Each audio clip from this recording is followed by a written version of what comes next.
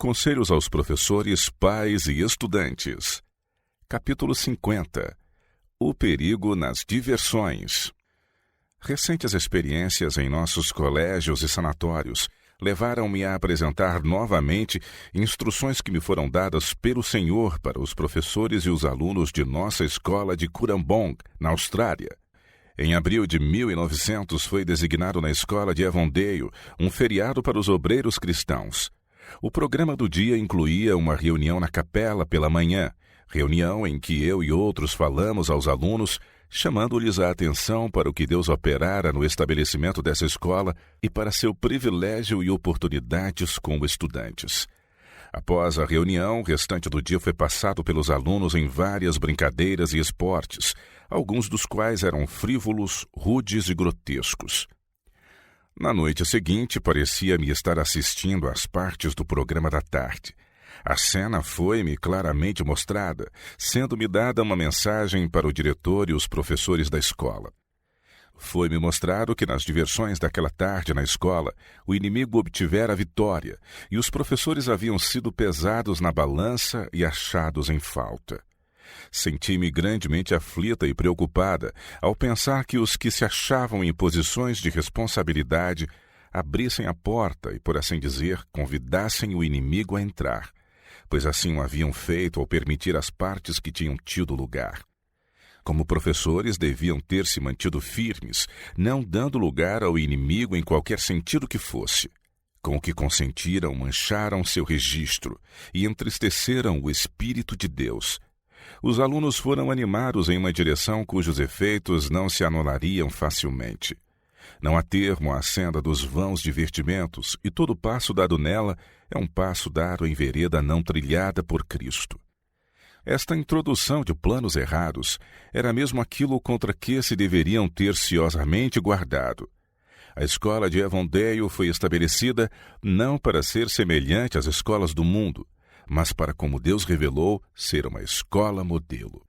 E uma vez que devia ser uma instituição modelar, aqueles que lhe estavam na direção deveriam haver aperfeiçoado tudo segundo o plano de Deus, rejeitando tudo quanto não estivesse em harmonia com sua vontade.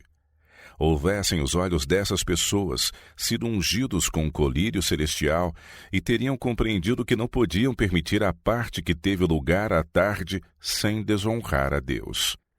Na manhã de quarta-feira, quando falei aos alunos e a outros que ali se haviam reunido, dirigindo-lhes as palavras que me foram dadas pelo Senhor para dizer, eu nada sabia do que devia ocorrer depois, porquanto nenhuma informação a esse respeito me fora dada.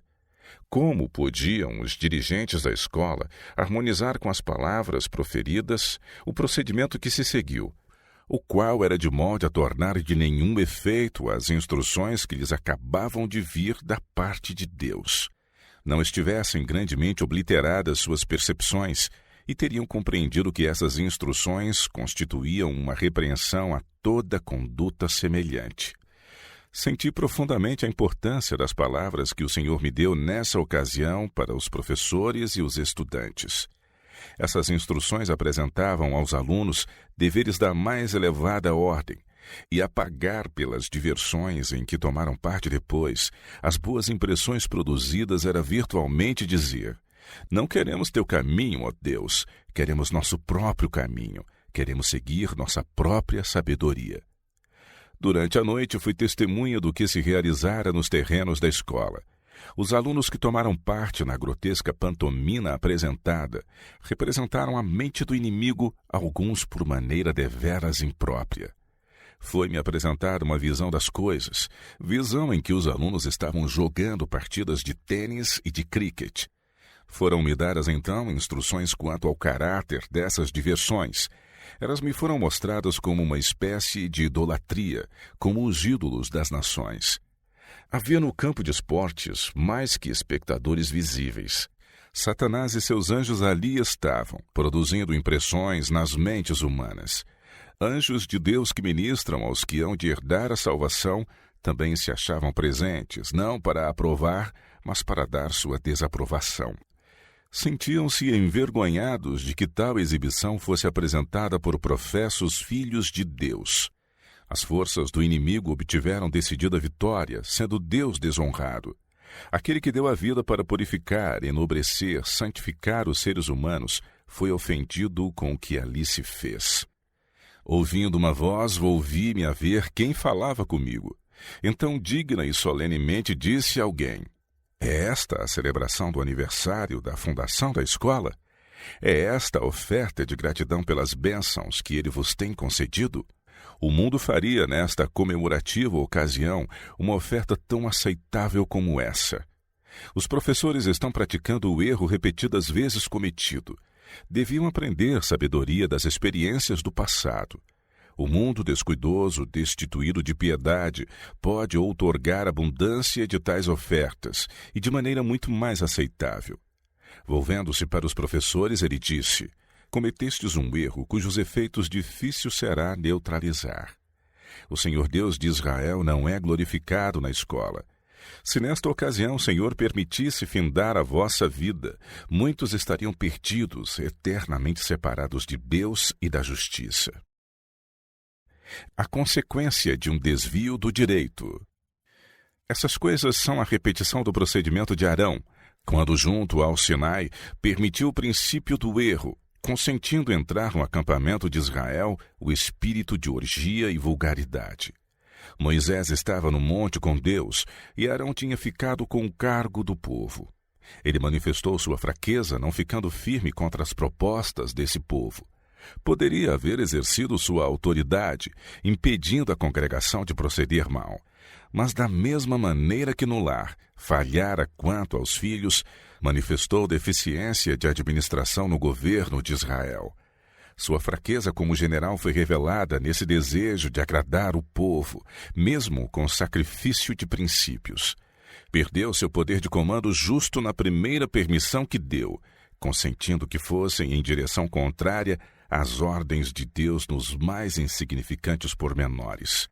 Em resultado disto, penetrou o espírito de idolatria, e a corrente posta em movimento não pôde ser detida enquanto não foram tomadas severas e decisivas providências. Levou tempo e uma enorme soma de labor e aflições para desfazer a influência do procedimento na escola de Avondale, naquela quarta-feira de tarde. A experiência, porém, foi uma lição que ajudou as pessoas à testa da escola a compreender a tendência de tais diversões. Que espetáculo esse para ser relatado pelos alunos aos amigos e conhecidos distantes! Era um testemunho não do que Deus realizara na escola, mas do que Satanás aí fizera. Sérias são as consequências de um único desvio dessa ordem quanto às instruções dadas por Deus acerca de nossas escolas. Uma vez que sejam derribadas as barreiras, o avanço do inimigo será assinalado, a menos que Deus humilhe os corações e converta os espíritos. O esforço de reconquistar aquilo que se perdera pelo procedimento daquela tarde custou muito trabalho aos professores. Eles foram severamente provados. Manifestou-se da parte dos estudantes o desejo de mais prazer e menos consideração pelas instruções da palavra de Deus. O Senhor do céu foi assim desonrado, e a educação recebida foi a condescendência para com os desejos do coração humano quanto ao pecado e ao amor do prazer. Que os que educam a juventude se rejam a si mesmos segundo os altos e santos princípios que Cristo deu em sua palavra. Lembrem-se de que devem reconquistar o mais rapidamente possível o terreno perdido, a fim de poderem trazer para nossas escolas a espiritualidade que se via nas escolas dos profetas. A Bíblia como nosso conselheiro. Os mestres necessitam íntimo conhecimento da palavra de Deus. A Bíblia, e ela tão somente, lhes deve ser conselheiro. A palavra de Deus é como as folhas da árvore da vida. Nela se satisfaz toda a necessidade dos que lhe amam os ensinos e os introduzem na vida prática. Muitos dos alunos que vêm para nossas escolas, embora tenham sido batizados, são inconversos. Ignoram o que seja ser santificado mediante a crença na verdade. Deviam ser ensinados a investigar e compreender a Bíblia, a receber suas verdades no coração e segui-las na vida diária. Assim se tornarão fortes no Senhor, pois os nervos e os músculos espirituais nutrem-se do pão da vida. O Senhor deseja que seus mordomos se desempenhem fielmente dos deveres que lhes cabem, em seu nome e no seu poder.